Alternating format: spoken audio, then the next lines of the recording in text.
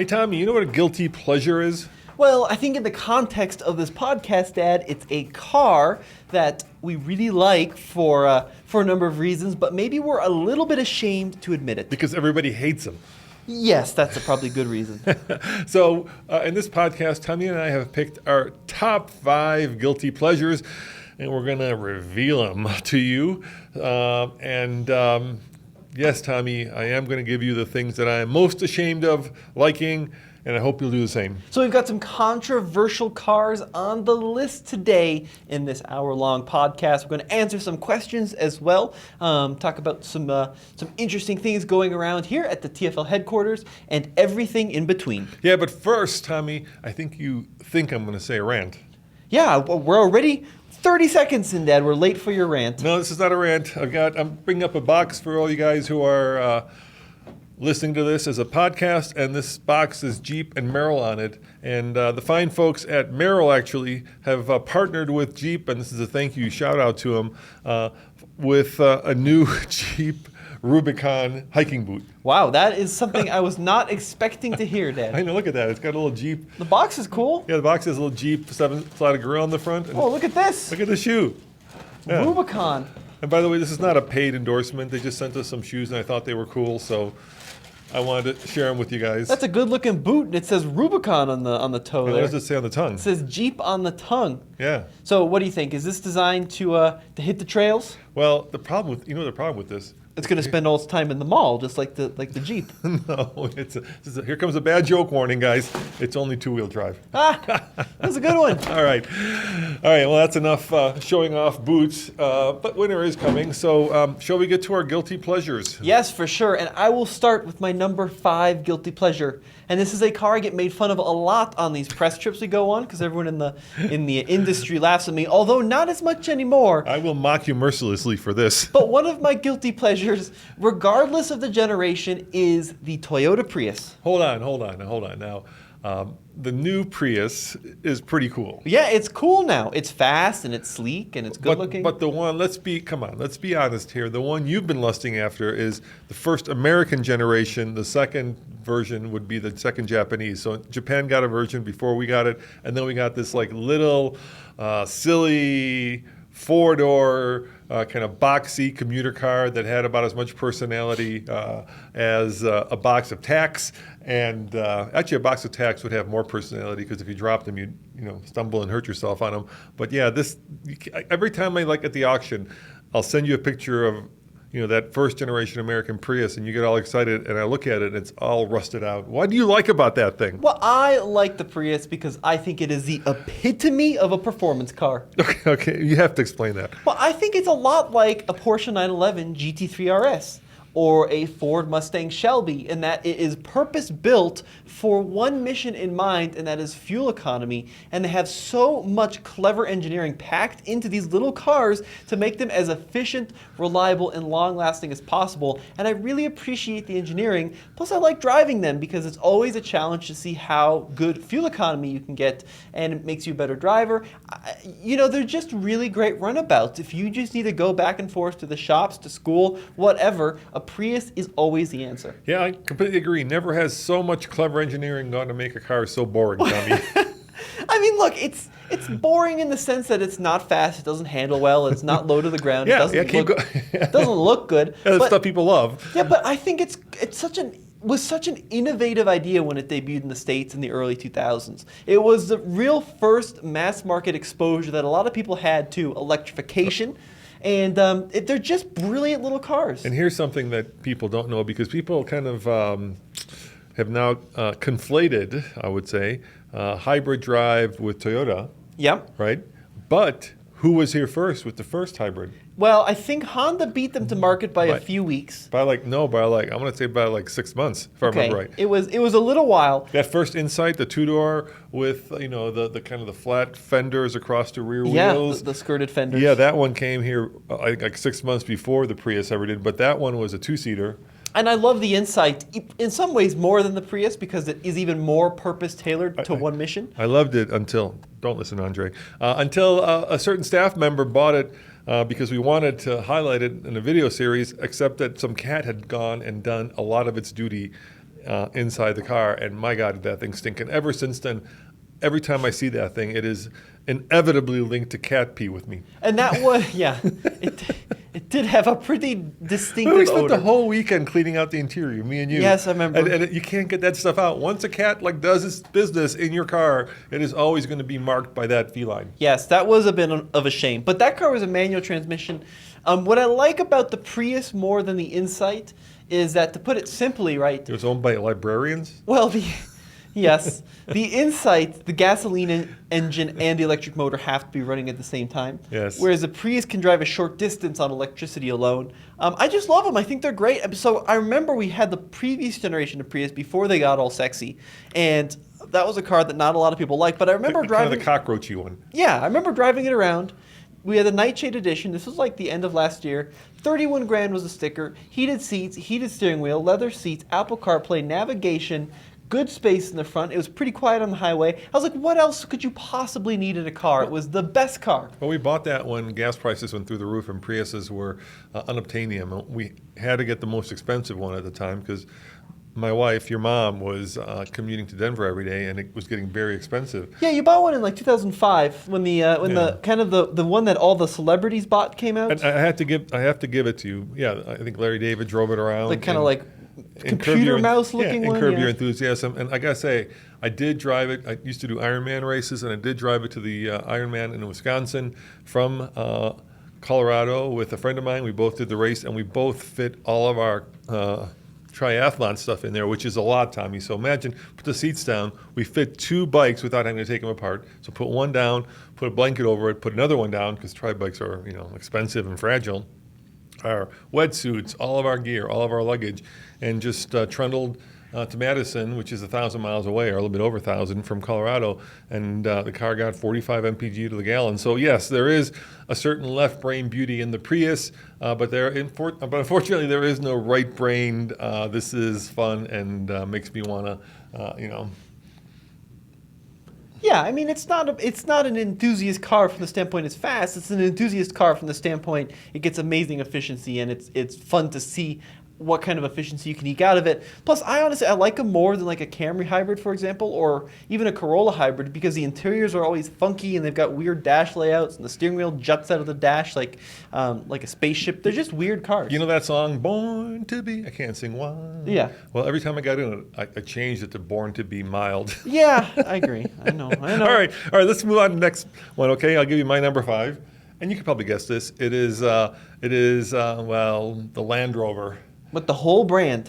The whole brand, yeah. I'm a sucker, and I'll include Range Rover in there, but specifically the early ones. The first in Europe, I think they kept the Discovery name. Here it went Discovery 1, Discovery 2, and then LR3 and LR4. And the reason they went from Discovery to LR was because they had gotten such a horrible reputation for basically being unreliable that they had to switch the name. And what I love about, let's say, the LR3, which I think what's the perfect year? 2005 to 2008. LR3s are like the sweet spot. Yeah, it's like 06 through 09. Yeah. Those are the ones that are actually reliable, and because I think Ford had taken over at that point, and you could get them, with a relatively reliable engine. But what I love about them, first and foremost, is that, well, they call it the command driving position, right, where you kind of sit on top of the car, which in a sports car would be weird and not good, but in a land cruising vehicle. And notice I just use Land Cruising yes, because I did notice the that. Land Cruiser has a very similar, at least the older, like the 80 series stance where you sit on top of the car. Yep. It's just magnificent. I love the stadium seating, right, where the people behind you are sitting up higher than you are. I love the little safari windows on the side. I just love, everything about that car. Speaks to me, except for the fact that it'll eat you out of house and home, because every time you go to start it up, you're either going to have issues with the head gasket, or you're going to have, it was the first car to have basically terrain management. That goes south on the early ones, right? You get the 3 Amigos, and for those of you who own one, you know what those are. Those are older, though. Those are the Discovery 2s. Right, I'm talking about all the 2 Discos and the 2 LRs. Now, when it went back to Disco here, the Disco 5, right, they kind of lost a thread at that point, right? They became roly-poly and roundy, but LR3, LR4, Disco 1, Disco 2 are just beautiful, right? Square-jawed, air suspension, which will fail. It's not if, it's when. And either the little valves let go or the air compressor lets go. Yeah. The interiors, I love this. Like there's this kind of like almost light mustardy yellow interior. It's beige. I love. It's beautiful. They're just really fun cars to drive. And when they run, every time I get in them, I feel special. And I think that at the end of the day, that's what makes it so unique. I feel special, right?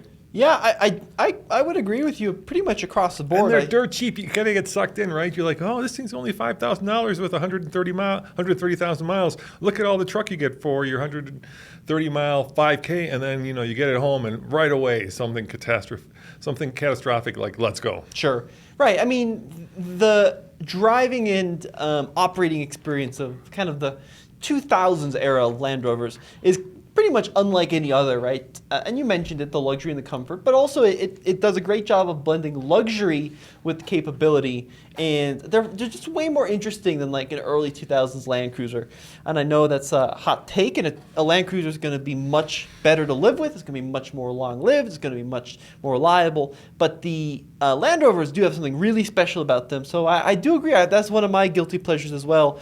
Even if the Discovery 2s have a lot of issues, as you talked about, even if the LR3s do have air suspensions, which will eventually collapse, they are some of the most comfortable, capable vehicles out there. Can you guess which one of those is one bridge even too far for me? There's one particular model, and it's not a Land Rover. It's a Range Rover. I don't know. Which one is it? The Land Rover Classic. That one has so many problems. Oh, the Range Rover Classic. The Range Rover Classic. Yeah, that one has so many problems that it's even one bridge too far, and that one is especially enthralling and enticing because it looks so classic. Like you're on the Serengeti and you're chasing wildebeest about, but that vehicle, oh my gosh, run far, run fast. But yeah, they are very beguiling vehicles, but even that one is one bridge too far for me. By the way, if you guys can't see it, we had a comment last time. I've got this cool shirt on. Tommy, you want to tell them what I'm wearing? Yeah, we got the new alltfl.com t-shirt, and alltfl.com is our one-place stop to find all of our videos in one convenient location. So be sure to check out alltfl.com if you want to find everything in one spot. I'll show them what it says in the back. Yeah, my dad was very excited to put staff on the back, and now Andre thinks every time we go out that people are going to ask us where the bathrooms are. That's what he's convinced is going to happen. He might have a point. Yes, he might be onto something at the auto show. Poor guy is just showing people where the bathroom is all day. Yeah, I know. All right, what's number 4 on your list? Well, number 4 on my list, probably no surprise to people that follow the channel, but I do have a strong love for the Mini brand, right? The little Mini Coopers, little English cars, as I think my dad does I think too. we both have been bitten by the Mini bug. Yeah, they are some of the most fun to drive cars you can buy, right? And they're very compromised and they're very small, and some of the older ones have a lot of issues, but they're just a very unique experience in a land of kind of the same beige crossover. So let me ask you this: you just came back from the UK, and Mini was kind enough to lend you what? Well, I had a Cooper S John Cooper Works for my trip, my vacation, which was very kind of them, and I've got a cool video coming over at TFL Now. And what was it like driving a Mini in the UK, and sorry, Brits, on the wrong side of the road? Yeah, it was pretty tricky. Yeah, tell me about it. Yeah, driving on the left, especially as someone who's not done it before, you really have to use a lot of your brain power. So it kind of feels like you're 16 again and just getting your license and trying to figure out what all the signs do and where to merge and where to look. So I did struggle with that at first, but eventually I got used to it, and I had a really enjoyable experience driving in the UK, actually. Yeah, I mean, you can see where the Mini got its kind of chops, right? Because here in America, we've got these giant interstates that are dead straight that go on for hundreds of miles. But tell me about what it's like to... Where did you go in the UK? You went into the... what was the name of the district you went to? Well, we went to the Cotswolds. The Cotswolds, yeah. We went to Oxford. We went to Cambridge. So you did experience Mini roads. Yeah, and the roads really are small. I mean, we're talking... By U.S. standards, there'd be one lane, but with two-way traffic. So you spend a lot of time dodging cars, and you also have a ton of turns around these little medieval hedgerows and up and down these hills. And the speed limits are pretty high for these roads, often 50 or 60. And you really, like, even in a John Cooper Works, you really have to push the car in order just to keep up with the speed limit. Unlike the U.S., where all of our beautiful roads are at 35 or 40 in the mountains with huge lanes. But yeah, you're right. I mean, I 100% got to experience where the ethos of that car comes from. You also see a lot of them in the UK, which is interesting. Here in the States, you may see a few, but you see a lot of them in the England. Did you get to go to the Oxford factory? Yeah, I drove past it, which was pretty interesting. You didn't go in? No, I didn't go in. They have a really cool, like little gift shop there. It's really cool. Yeah, and a lot of people, I think, don't like the newer ones as much because they've lost the charm of the originals from the 50s and the 60s. But I think, to be honest, BMW has done a really good job of reinventing the brand for modern era, still keeping a lot of the fun, especially in some of the used ones. They're very cheap cars. Very unreliable cars on the old ones, but they're just a ton of fun for $5,000 or $6,000. You can't get a more fun in your face. Now, full disclosure, Tommy does own a classic Mini. What year? It's one of the later ones. Yeah, I've got a 93. Which has fuel injection, which is pretty cool. Right-hand drive from Japan. Yep. And we have owned our share of Minis. The last Mini that we owned that was new, we owned the SE, right? The all-electric Mini. Before then, what was the very first Mini you drove? Yeah, my first car was a Mini. It was a 2008 convertible. Yep, supercharged. Yep, the last year of the supercharged Minis. But it also kind of fell apart. The convertibles of that first, well, it's not second generation technically Mini, right? They weren't built. That was when BMW took over, and they were still kind of figuring it out. Yeah, they didn't really have the reliability down when they made their return in 2002. But those cars are some of the most fun because they've got these little superchargers. R53. They got these little superchargers, and they just sing to the moon, and great handling cars. And they're really, really cheap. So those are definitely some of my favorites. But even the modern one, I really enjoyed that John Cooper Works I had in the UK, and I appreciate them lending it to me. They're expensive, and this is something that Americans really struggle with, is spending $35,000, $40,000 on a small car. On a small premium car. But they kind of have a different philosophy in Europe, right? It's more, what's the smallest car I can get away with, versus in the US, we kind of think, what's the largest car I can afford? So it's a very different mindset over there. But what you end up with is a really premium little car with the steering wheel leather from a Rolls Royce and heated seats and heated steering wheel and all these really nice things in a fancy little car that's super fun to drive. Yeah, so shall we move on to my number 4? Yes, your number 4 is straight out of Beverly Hills. Yeah, that's why I it's a guilty pleasure. So my number 4 is obviously a G-Wagon, but not just any G-Wagon. It is the ultimate G-Wagon, which is the 4x4 squared, the lifted one that I got to experience by driving it from California to Colorado. And I'll tell the story again. If you've heard it, please forgive me, but I'll tell it. So I got to pick it up at a hotel in California in LA after was it last year's LA Auto Show? I think it was last year's LA Show. And so I picked it up at the lower level, and I'm driving past all these Ferraris, Lamborghinis, thinking to myself, I am the bee's knees. Yes, you can make fun of me for saying that. Anyway, I was ultimately flexing, and then I round a corner, and there was the one vehicle that was cooler than the one that I was driving, just parked there. I've never seen one in person. I've only seen them on videos. What was it, Tommy? Yeah, probably a 6x6 G-Wagon. It was a 6x6. Only in LA will there be a 6x6 G-Wagon squared. However, it was a previous gen. I had the new gen. There you go. But here's the thing. Here's why it's a guilty pleasure for me. Look, your grandfather, right, owned an LTD. Yes. He was not a rich man, right? Okay, yeah. And when he did, we had a restaurant, and when the restaurant became successful, he did buy a Cadillac and then a Lincoln Continental Mark V. Sure. Which was still, expensive for American cars, but still not, And part of me could never justify spending a G-Wagon squared when it first came out. First generation was $250,000, right? As much as I love the car, it would be a guilty pleasure because I would just be terrified to drive it. It's very flashy. I mean, you're sitting. I remember I was driving down the interstate coming back from LA to Colorado, and I was looking down at people in a lifted Wrangler. Looking down at a lifted Wrangler, Tom. You're like, oh, look, you got goop on your roof. Yes. Yeah. I just, as much as I want a G-Wagon, there's part of me that just is that is an obscene amount of money. And I know on YouTube, the world we live in, there are guys and gals who are very successful buying Bugatti Chirons and Veyrons, for millions of dollars and kind of doing videos with them and making a great business out of it.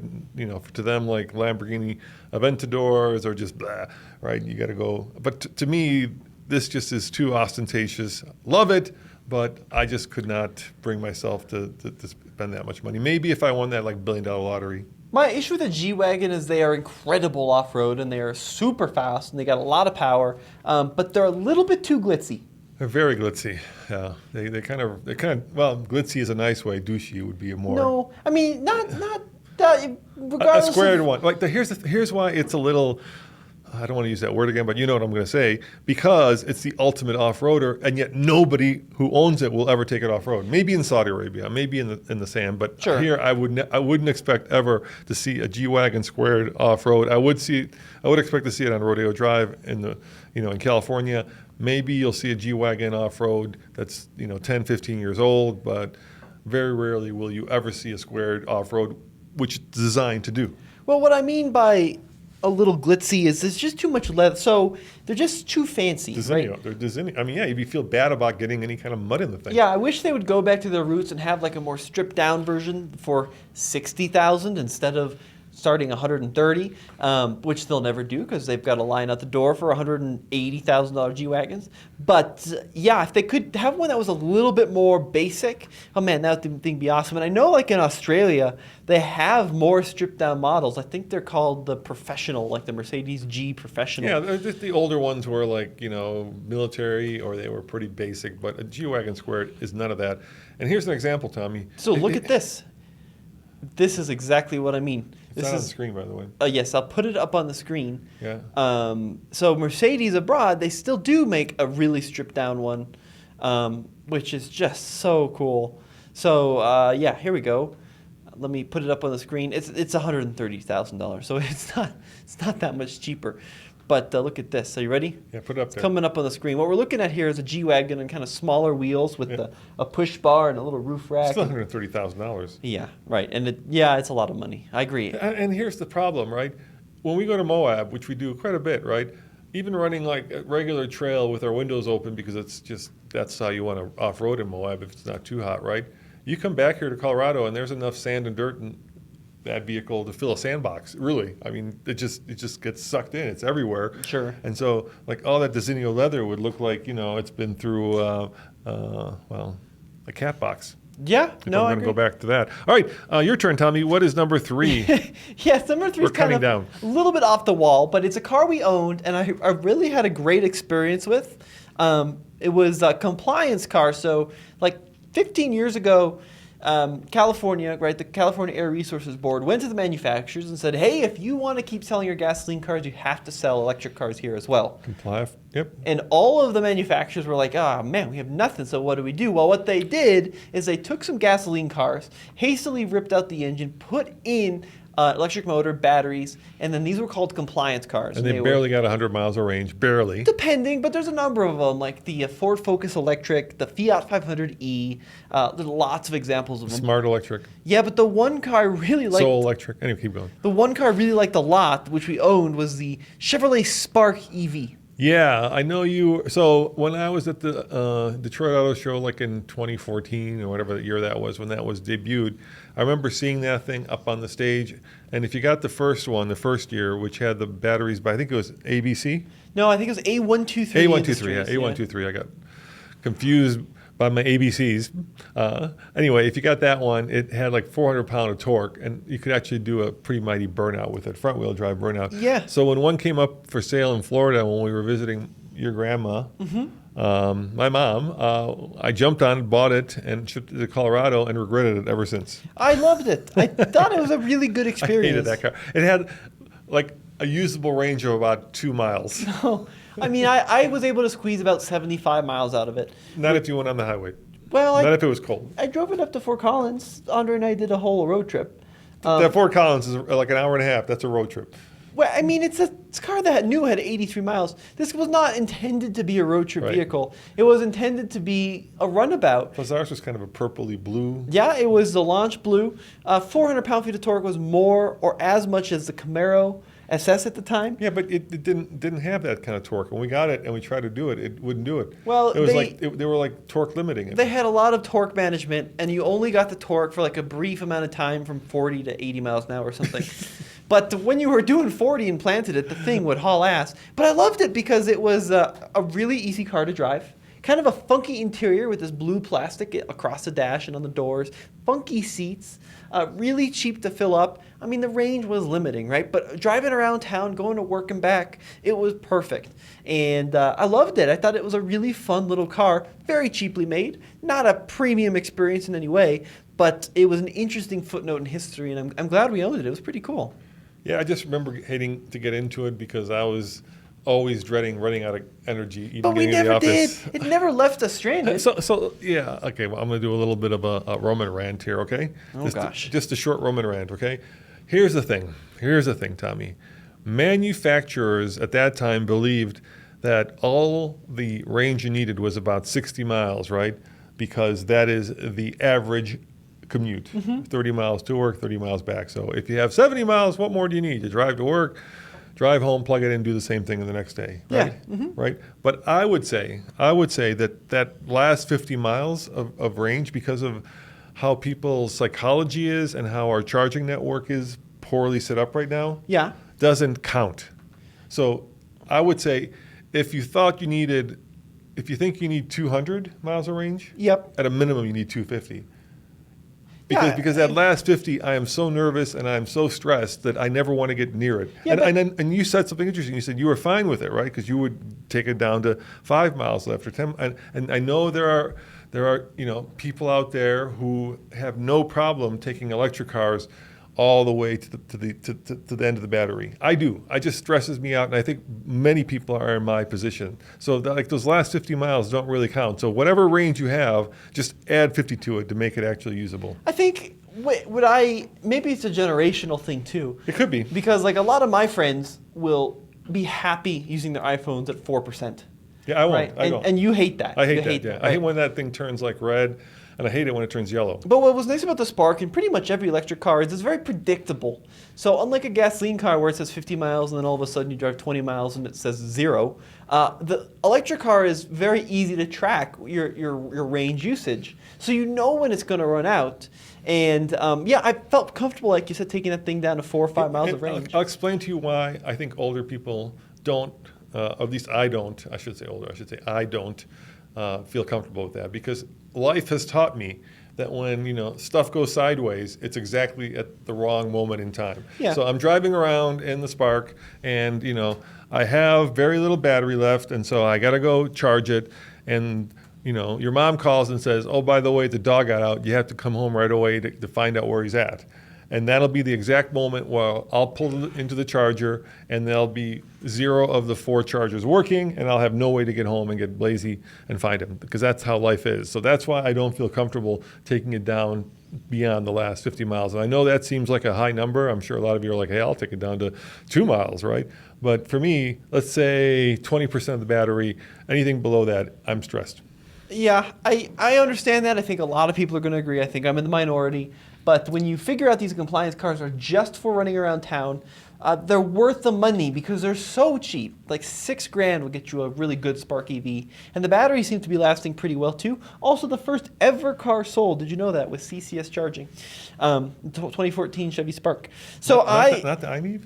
No, iMeave was Chatamo. Oh, that's right. Chattanooga. Yeah, that was the first car with DC charging. Level 3. in the States. Yes, in the States. Yeah, I iMeave, think that's yeah. right. Go ahead. But I really enjoyed the Spark. Yeah, I would probably recommend them to people if you're just looking for a cheap runabout. For like a kid, if you're 16 and you don't want your kids getting too far away off the leash, the Spark EV makes a lot of sense. All right, my number 3, Tommy, is the car we actually tried to buy. You've got it up there. It's the BMW i8. Yeah. I think the only problem with the i8 is it was Too slow. No, it was introduced too early. No, it was too slow. I mean, if BMW had introduced it like 4 years later, it would have been a smash hit. It was too slow. Well, that is another problem. So it kind of wrote a check it couldn't cash, right? It looked like a supercar, but it had mini powertrain with a battery. But I just love that car. I love the look of it. I think it's going to be a collectible classic very soon. So it's gonna do that hockey puck graph in terms of values. So get them while they're cheap. But here's the reason I think it's a guilty pleasure. Okay. It has to do with the thing I love about it, which are those scissor doors. Yep. But the problem with the scissor doors is that the sill to get into the seat is enormous. And these cars are I haven't driven a lot of supercars, so I can't compare them. But in terms of an affordable, supercar, which I thought this was at the time because of its kind of clever engineering, It's very hard to get in and out of. Yeah. I mean, Very hard. Certainly, even for you. Certainly, this is one of the best designs of the last 20 years. Great looking car, absolutely stunning from every angle. But my issue with it is that it was just not enough power. So it came out in the mid 2015, I think it came out, something like that. 374 horsepower in that territory, and 0 to 60 in 4.4 seconds. But keep in mind, in 2015, you could buy a Model S which would do 0 to 60 in 3 seconds, and it had 4 doors and it was a sedan. So this car should have been a fully electric performance monster, but it was kind of this weird range extender plug-in hybrid thing that people didn't really understand, and it just didn't have the performance that I think people desired. Yeah, and my problem isn't that. I don't mind. I think it's got just the right amount. I don't know if I need any more. It's all-wheel drive. I think as a road trip car, it would be almost perfect. But here's a problem that I have with spending. You can get it for $60K now. Yeah, right. About half price. I just saw a Roadster on Craigslist in Denver, 2 years old, the last year of production, right? Right. It was down to $91,000. Yeah. And by the way, I don't want the Roadster. I want the coupe. Yeah. But yeah, here's the issue, right? I love driving cars, and I love using cars, and I don't want a car that I can't use because I can't get in and out of it. So my typical day, like a Saturday, would be I get up, go for a run, and then go get myself a bagel at the bagel shop. Then I drive over to PetSmart, get some dog food. Then I go up to Longmont to Sam's Club to buy my iced teas. Then I go to McGuckin's to get something. And every one of those times I'd have to get in and out of the car, and I would just be so miserable. Right? Because I'm almost crawling out of it because there's no, getting into it's easy, right? You kind of do it in that typical way where you put your butt in and you kind of flop down. Sure. But getting out of it doesn't work like that. They're also, some of them are having battery issues, which is a little concerning. Yeah. But you know what I would pitch to you, if you wanted the i8 experience, but you only wanted to spend $13,000 or $14,000. Yep. The i3 is a lot of the same experience. Yeah. You still get the insanely cool carbon tub, right? Yeah. You still get the crazy interior. That's where we bought one. I loved it. It was a great car. Yeah, loved it. Really interesting interior. Rear-wheel Great materials. drive, Rear-wheel drive. Pretty fun to drive. Obviously, it's not a two-door sports car. It's a lot slower. But the i3 was one of the best cars that I'd ever driven up to that point. I love the i3. I love the sport version we got with the fatter tires toward the end of the production. Yeah, the i3S. I want to say it had 120 miles of range. And all the electric. interiors have these cool floating binnacles and these funky woods, and really if you want to dabble your foot into the world of EVs, an i3 is a great choice, and those have been really solid with the battery tech. Those seem to have very few issues. Well, both these cars were ahead of their time, and I think that's why they kind of didn't. There's no new version of either of those, unfortunately. Right. All right, Yeah. what's your number 2? And this is the one you had up there for a second. We've driven all of these. We've owned a lot of them, but we've owned this one. And at first I was kind of enthralled by it because it was kind of fun and gimmicky and had some really cool stuff. And then I got kind of really quickly bored with it. Well, so I genuinely like the Pontiac Aztek. Yeah, we bought it for $1,500. It was actually a car. The one we bought was a car they used in the Salt Lake City Olympics to ferry around athletes. That's right. Yeah, so first year they were introduced, 2001. Car known for being one of the most spectacularly ugly cars out there. But what's funny is now that car design has gotten so weird, wacky, and just crazy in 2023, especially with the popularity of SUVs and the new trend where you separate the headlight from the turn signal, I honestly think the Aztek doesn't look that out of place anymore. Well, Tom Peters did that one, right? And he also did the Silverado and the Corvette. Yeah, C8 Corvette, C7 Corvette, C6 Corvette was all Tom. Now, the premise of the Aztek was really interesting. The story behind the car is the team wanted to build an off-road Camaro. And the initial concept sketches, which you can find online, were cool. Were fantastic. It was a truck. Like a lifted Camaro-looking sport truck thing. But then the penny pinchers, the accountants got involved and said, this is great, but you have to base it on the Pontiac Montana minivan. And then the whole thing just went to heck. Then it just became a minivan with cool features you could stick a tent. By the way, we bought the tent. I found the tent online on eBay. It was $500. It was $500, yeah, because we wanted to do a video with it. Because when it came out, you could get a tent and you could actually camp out the back of it.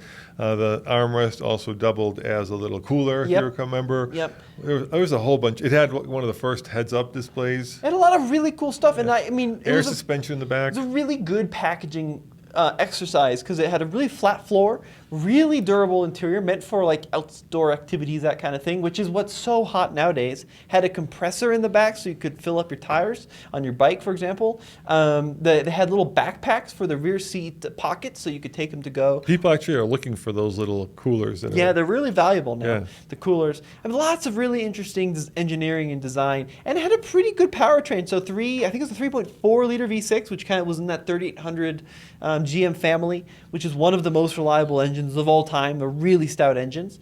So I liked it a lot. Versatrack all-wheel drive. They had like a torque vectoring rear diff, which was really advanced back in the day with these pressure pumps to distribute torque. And none of that was enough to get it past the ugliness. Yeah. I mean, that's the definition of a car that was hit over the nose with an ugly stick. But that's kind of what I like about it. Is it's just like it's kind of. Ours went through starters. Remember? No, was it alternators or No, starters? ours had an issue where. Oh no, it was steering pumps. Yeah, we had an issue with the power steering rack, and it kept eating through pumps. And to Yeah. replace the rack was a really big job. And after a while, I got tired of it, Yeah, so the car just wasn't worth it. and it wasn't good off road. No, we always not an off-roader. Yeah. But they're getting kind of valuable, actually. People collect them. I know. Yeah, 6 to 7K for a good one nowadays, which is pretty nuts for an Aztec. And But you can't find them with low miles. no, they've all been driven, and a lot of them, I would say probably the vast majority of them have been junked at this point. So yeah, I love the Aztec experience. I have to say, just my impressions of things. Pretty much every General Motors vehicle I've ever interacted with, from the mid to late 90s through the early 2000s, has been phenomenal. They really nailed in that era simplicity and comfort to an extent which I don't think they've returned to. And bad control design. He's like big plastic, almost But they're toilet. so user friendly. You know, we just did that Q8 Grumpy review where you couldn't figure out the screens. Yeah. They were user. Like I They're say, so simple and they're so long lasting. Like we've had the GMT 400 trucks. Yes. Love them. My favorite pickups of all time. Yes, and they didn't have that issue that Volkswagens had and a lot of cars had where they had like this rubberized surface that started to melt after. No, I mean, people gave the interiors on late 90s GM cars a lot of hell, but they last 25 years. C5 Corvettes, incredible. We had a 2004 Escalade, loved it. Probably the most comfortable vehicle we've ever purchased. Sometimes there's, something to be said for under-engineering. Yeah, I mean, they were just basic, reliable, Yeah. good to drive transportation. So like late 90s, early 2000s GM products are some of my all-time favorite. All right, speaking of over-engineering, that's my number two car, Tommy. And that, of course, has to be the Cadillac ELR, the Cadillac version of the Chevy Volt, which had this really cool drivetrain where Chevy just really, put on their thinking caps and engineered this drivetrain where it could either run off the battery or it could run off the engine, or it could do it together simultaneously. It was really a trick drivetrain. The Volts also had them. Well, you're kind of glancing over the. So what GM did is they took the Chevrolet Volt, And which was overpriced it by making it a Cadillac. Yeah, so the Chevrolet Volt was probably the first mass market plug-in hybrid, right? Went about 40 miles on the charge. Yes. And then what they did is they spent way too much money redesigning the whole car, making it a two-door instead of a four-door, not changing the powertrain, and then charging $90,000+ for a reskin Chevy Volt. And people immediately saw through it, and it was, I think, by most extents, a pretty large failure. But I do agree that it is a very interesting car, and I think it's aged really quite well. I love the design language. The door is probably the longest doors on any two-door coupe. Or coupe. I mean, they go from like here to Alaska. They're just incredible. Impossible to get in and out of if you're in a tight parking situation. But yeah, I love the oversized wheels. I love the design language. They had kind of a lot of Alcantara on the interior of the thing to try to make it more expensive. Just a car that I think would have done really well at like 60,000 in its day, but at 90 or 80 was so expensive that they only sold thousands, maybe tens of thousands, but barely that. Well, we have a buddy, Tom Volk, in the industry, driven car reviews. Oh, it also had Q, didn't it? I Yeah. forgot. That was the big. He had GM's first attempt at touch screens, which was a horrible Q like system. touch capacitive controls. So Tom Volk, driven car reviews, bought one new. I think he got it for like 45 grand. Yeah. It was like half off sticker. Sure, yeah, I Because remember. they just could not sell these cars. But I would agree with you. I think it's a beautiful car. They're still pretty expensive, which is interesting. There's kind of a little community around them. So like a Volt, which is also, by the way, a great car to buy, used, they're really reliable. A Volt from that generation is going to be like 12 grand. An ELR is going to be like 23, 24, which is about what they were. The gap was new, so like about double. what it was, back in the day. So they were 45 versus 90. Now they're 12 versus 24. So yeah, I mean, I love the ELR. I think it's a good guilty pleasure. Once again, I long for the cherry apple red one.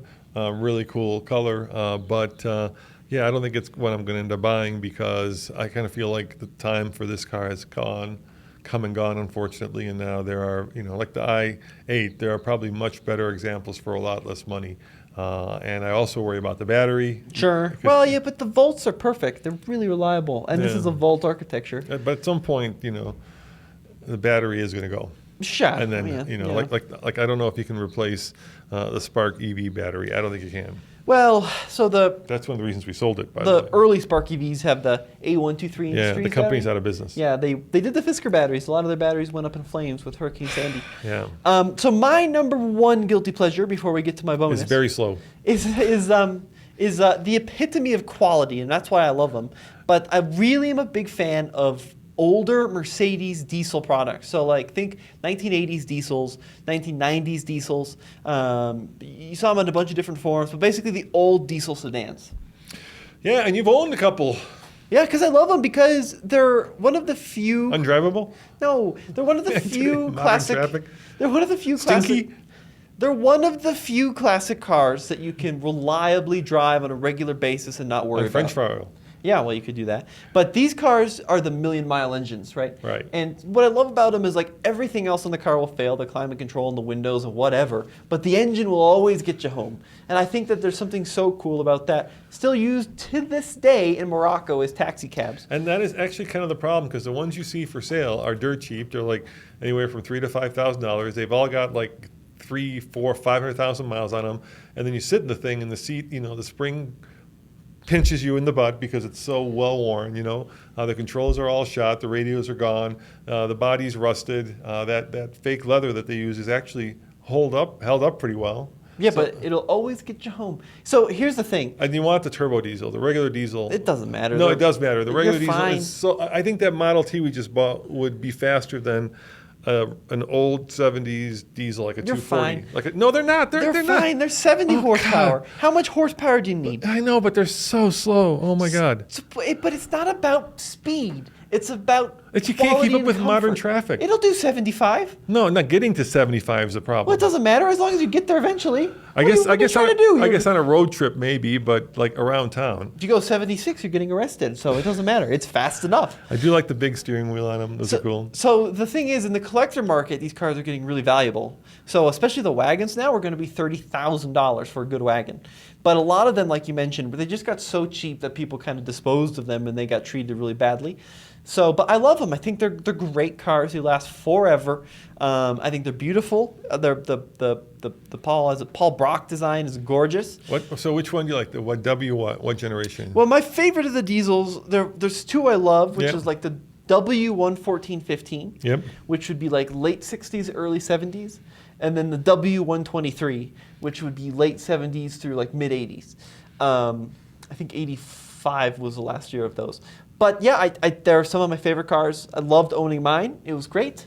It always started. It always ran. It was very comfortable. Whenever we have an EMP blast, right? Yep. Where any car that has a circuit will be undrivable. Forget any electric car. That will always go because you don't really even need a spark plug. You just need compression. Yeah, that's right. Yeah, they're diesel. they're mechanical everything. Which is, diesels is, well, actually, it's more refined than gas, I think. If I'm being. No, I think the fuel is less refined. Is it? Is diesel less refined? I think that's how it once works. again, I am lost there, so I'll let you. Yeah, but you can convert them to run on vegetable oil. Yep. I probably wouldn't recommend it because it does shorten the life of the car a little bit. But So what? Only 900,000 versus 1.5 million. Yeah. But yeah, I mean, these older W123 Mercedes, they did them in 126 Mercedes as well from the S classes from the 80s. All of them have a bad air conditioner. Well, mine worked pretty good. Remember, once I got it going, it worked pretty good. I think you're just being a fanboy. I love them. The issue with these cars is they have a lot of vacuum systems. They do. So the locks are powered by vacuum, Yes. the transmission controls vacuum. And the other problem with them is you hit upon it. You're not getting like Camry or Corolla repair prices, right? You're getting Mercedes. They're expensive to fix. Yes. But they built millions of them, so parts are very gettable. There are, yeah. Yeah, I love these cars. I think they're some of the best classic cars in the world, if not the best. They're just great ownership cars. All right, Tommy, my number one is a vehicle we never got in the States. And for all Europeans, I am so jealous. So I was on a program in Europe driving the new Touareg Hybrid. And by accident, I got in the wrong car because, well, sometimes these things happen. So I got into a European, we got the Touareg with the V10 diesel. Remember that? Yeah, in the early 2000s. Don't forget about that one. I'm talking about the next generation V8 that only came out in Europe. We didn't get it. And the crazy thing about that car is I got into it, I floored it, and I thought I was on a rocket ship. It had something like the same amount of torque as a Cummins diesel of that generation. I want to say they had like 600 pound-foot of torque. They were crazy. I don't know. Volkswagen just decided to go completely off the reservation and build a diesel with as much torque as a dually truck. I think it was more. I think it was 850. It was incredible, and I've never felt that much. Right? People say you buy for horsepower, you drive for torque. And if you understand that saying, you'll understand why 800 or whatever, how many pound of torque that was. And I never did get the answer because I was American wave and that car was meant for like the European waves on this program where journalists go. So I never really did get the numbers down. So what my dad's referring to is what they call the T3. Touareg or Touareg is what they're officially called. In UK, they say Touareg. But that's, it's named after the tribe. And the tribe is called the Touareg. Yeah, but we say Touareg. I don't know. Yeah. I don't know. But I think Touareg, the tribe, is spelled without the O. I just like to say it the way people mostly or say the it. A. Anyways, so this is the T3. It came out in like I want to say it was like 2011 or 2012. Sometime around there. Yeah, sometime around there. So we did get the diesel in the U.S. But we got the crappy 3-liter Dieselgate one. Right. Europeans got a V8 diesel. But these are really good cars. So if you don't get the diesel, which are fine, the TDIs, but if you get like a standard V6 Touareg of this era, they were competing with like BMW and Mercedes in 2011, 2012, right? They were very expensive. They were $50,000, $60,000, which was a lot back then. And they were Volkswagens, so they didn't sell as well as like the X5. But nowadays you can get them very cheap. They have really comfortable interiors, great technology for the day, very refined cars. Yeah, but from my point of view, right, it's like almost impossible to go, and you know this feeling, like once you fly to Europe on business class, it's very hard to fly, coach or tourist class. And once I drove the European V8 diesel, it's very hard for me to go back and drive the American 3-liter diesel, which was, It was fine. It was fine, yeah, but compared to the rocket that European one was, it was not good. I think these cars are still, at least some of them, under the diesel emissions warranty. Hey, if you guys are listening to this in Europe, maybe in the UK, we have a lot of listeners in the UK. Thanks for listening. Let us know, or let me know in the comments below, because we do read our comments, if you have actually driven or owned one of the T3 8-cylinder diesels that I'm talking about. How many liters were they? I don't know in that generation. It's hard for us because we didn't get it here, so it's hard for us to know the specs on it. So the early ones, which I think are way cooler, like the V10s, the V10 diesels, those had like 450 pound-foot of torque. Right, but which was a lot in 2004. It was. That was mind blowing. That was the one that pulled the 747. Yes. Those cars are so impressive. Air suspension, locking diffs, but they had a 5-liter twin turbo V10 diesel. Yes, that is extremely expensive to keep up. Yeah, like one of the most expensive repair costs of any car ever. I'm going to take a guess at this because I've been saying this for a while, but I think I heard it from a reputable source. I want to say the alternator is water cooled, which I think it is, and if it goes, you got to pull the engine to replace the alternator. No, so the alternator is liquid cooled. These cars have, which is true, it's the starter. Is the starter yeah, so the issue is the car is the size of a RAV4. Yes, and you've got a big... You got a 5-liter twin-turbo diesel in a car the size of a RAV4. So to fix a lot of the components that go wrong, you have to pull the subframe, the whole engine. That's why I never wanted that car. It was too complex. But, so they all need turbos at 50,000 miles. They have a lot of issues with... I thought you liked diesel. I thought you were Mercedes. But the mechanical simple diesels. Oh. These things are a mess, right? They're just a mess. But they're still amazing. I still love them. I mean, I would love a V10 Touareg diesel as long as you're the one paying to fix it. But that's a big ask. 2 batteries. So here's an example of over-engineering. It had a battery under the hood and a battery under the seat, if you recall. And I remember when we had ours, we were charged by our mechanic $250 not to replace the battery, but just for the labor to replace the battery. It was for the battery as well, because even on our V8, No, it was 400. The bill was 400. Tommy. the batteries on the V8s are like tractor batteries. They're huge. And then the diesel, you have two. So you've got one battery that powers the electronics, another battery just to start the 5-liter. So really over-engineered cars. It was literally like a half a day job. It was a big job. To- Yeah, to- Toby really, it was a yeah, long job yeah, for that. yeah. Yeah, remember. Anyway, so that is our top. I got my bonus. Oh, you have a bonus, Tommy. Pray tell, what is your bonus? My bonus, yes. So, I am a huge fan. One of the most unloved cars. We just did a series on them over at TFL Car in our Cheap Jeep series. Spent a lot of time on both of them. A C5 Corvette. I love those. That's one of my guilty pleasures too. But the Jeep Liberty. The Jeep Liberty. First gen, second gen. Both. Both. Wow. Both very interesting. The yeah. roly-poly one or the square one? So the roly-poly one was kind of an unfortunate vehicle because it was built to replace the Cherokee XJ, Yes. which is the most loved Jeep, arguably of all time. With the 4-liter. Yeah, so loved, solid axles. And then they came out with the Liberty, which had the V6 and independent front suspension, and people kind of lost it. But what people don't realize is there's a lot of similarities between the Liberty, which is a $3,000 car, and the XJ, which is now a $7,000 or $8,000 car. The frame design is very similar. The rear axle is very similar. In some cases, virtually the same. Like the position of the fuel tank was behind the rear axle, which was a problem on Liberties, but that was because it was an evolution of the Cherokee design.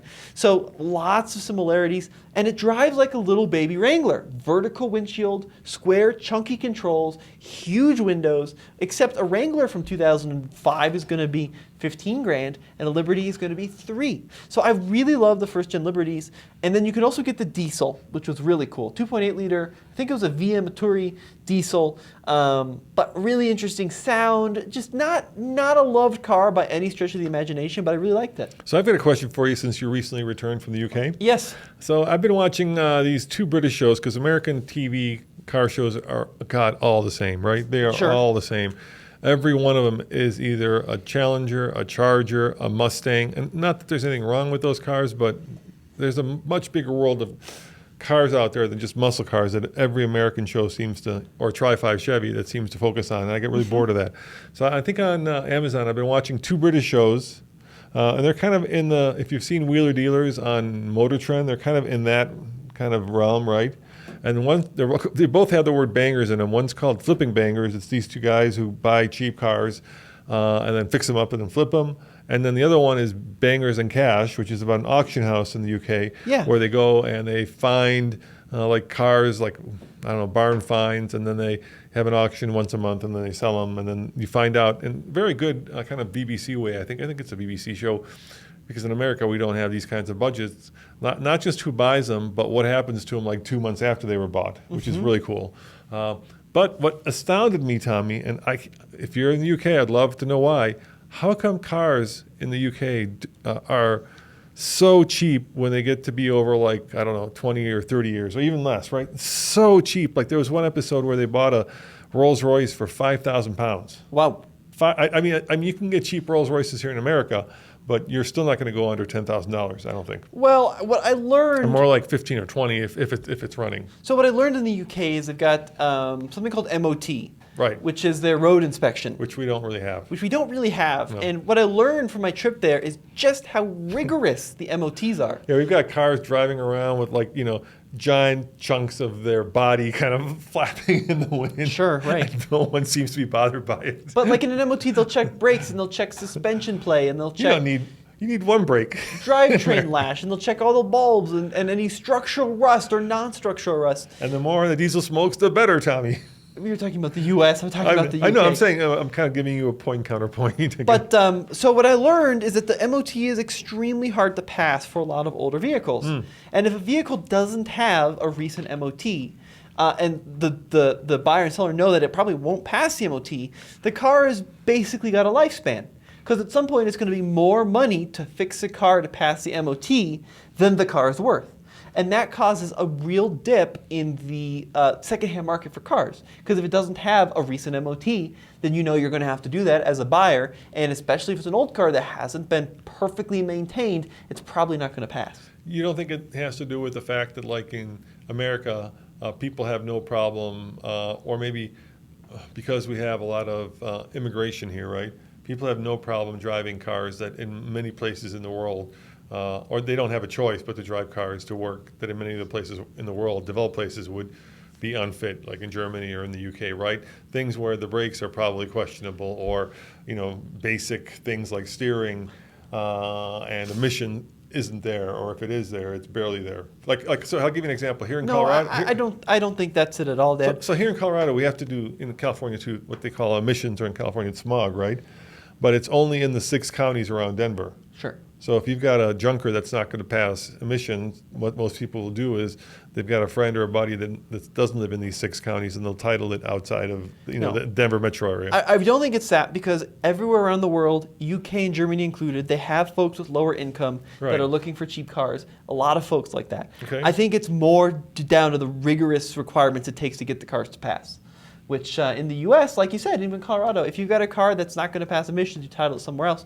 That 4Runner, right? It could have bad ball joints. It could have bad brakes. It could have leaks out of the. Don't talk about the foreigner. You're Well, I'm previewing something. You're giving away a series we're working on. It could have. Oh, tell them what we're doing. It had a number of issues, but in Colorado, they only check for tailpipe emissions. I listen to a lot of podcasts. And by the way, Sam, thank you from Wheel Bearings. Thank you for emailing me. I asked a question about why Scout is now owned by Volkswagen, and he gave me the whole list of reasons. If you want a good podcast, go check out Sam and Nicole and Robbie? Robbie. I was going to say Bobby, but it's Robbie over at Wheel Bearings. They do a great job. Where was I going with this? I have no idea. Anyway, like I also listen to a lot of British ones, like Seen Through Glass, Top Gear podcast, which is really fun, and what's another British one I listen to? There's got to be more than that. The Intercooler. Okay. But I was listening to the Intercooler today, and they're writing a story on a vehicle, and they won't tell you what that story is because they want to make you go and read it, right? And I don't believe in that. I mean, I really, like, so I'm listening to it. Don't tease it. Just tell me what it is. So just tell them what we're doing, except for the one car, which is a surprise. You can't tell them the one car. Yes, so we are doing a cheap. That would wreck a really. We did the cheap Toyota thing. Cheap Jeep thing. Yep. So what we decided to do is to see what we could get from the world of Toyotas. So we set a budget, once again. Of $10,000. Yes, which is much harder to get in the Toyota world because the resale values are much higher. Especially in Colorado. Yeah, but we went out and bought 3 off-road Toyotas. So we're trying to prove that what people think, the Toyotas are the most reliable vehicle. So like we did with Cheap Jeep, we're doing a video series where I gave the boys $10,000. It had to be a Toyota, it had to be less than $10,000, and it had to have over 200,000 miles. Right, and I don't know, I mean, part of it too, Dad, is just to get a good four-wheel drive off-road Toyota for under 10 grand is pretty hard to do regardless of the miles. So I think a lot of it just happened to be high mileage stuff.